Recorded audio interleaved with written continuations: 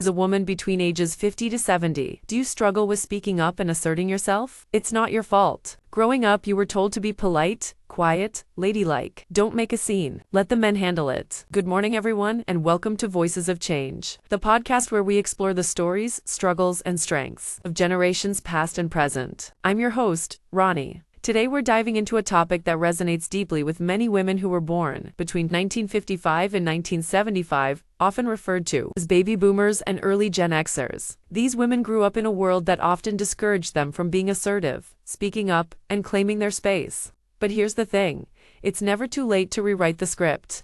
Let's talk about the challenges they've faced, the roots of those challenges, and how they can reclaim their voices today. Women between the ages of 50 and 70 grew up in a time when traditional gender roles were deeply ingrained in society. Many were raised with the expectation that their primary roles were to be caregivers, nurturers, and supporters, not leaders, decision-makers, nor outspoken individuals. From a young age, they were often told to be polite, quiet, and ladylike. Assertiveness was frequently misinterpreted as aggression or rudeness, and speaking up for themselves was seen as unseemly or even selfish. Think about it. How many of these women were told, "Don't make a scene," or "Let the men handle it"?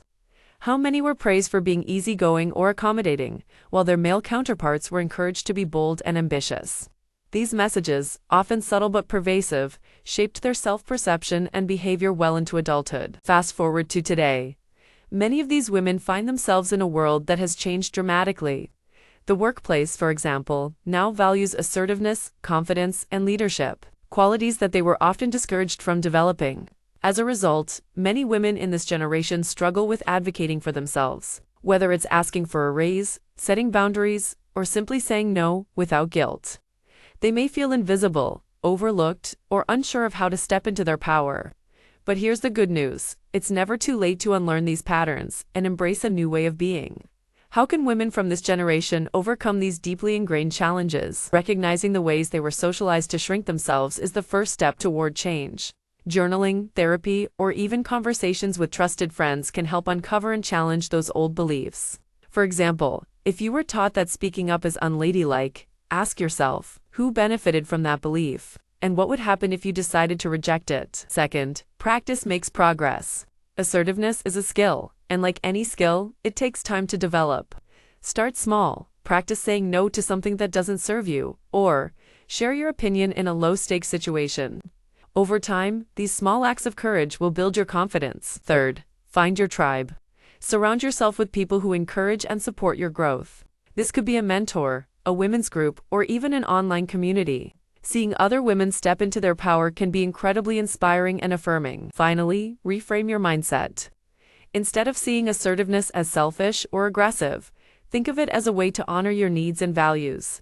When you speak up, you're not just advocating for yourself, you're paving the way for others to do the same. Women born between 1955 and 1975 have already weathered so much: social upheaval, shifting cultural norms, and the balancing act of work and family. They've proven their resilience time and time again.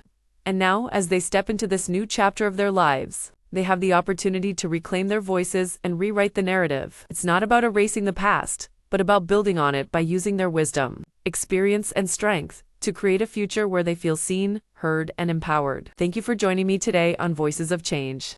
If this episode resonated with you, please share it with someone who might need to hear it. And remember, your voice matters today, tomorrow, and always. Until next time, take care and keep speaking your truth.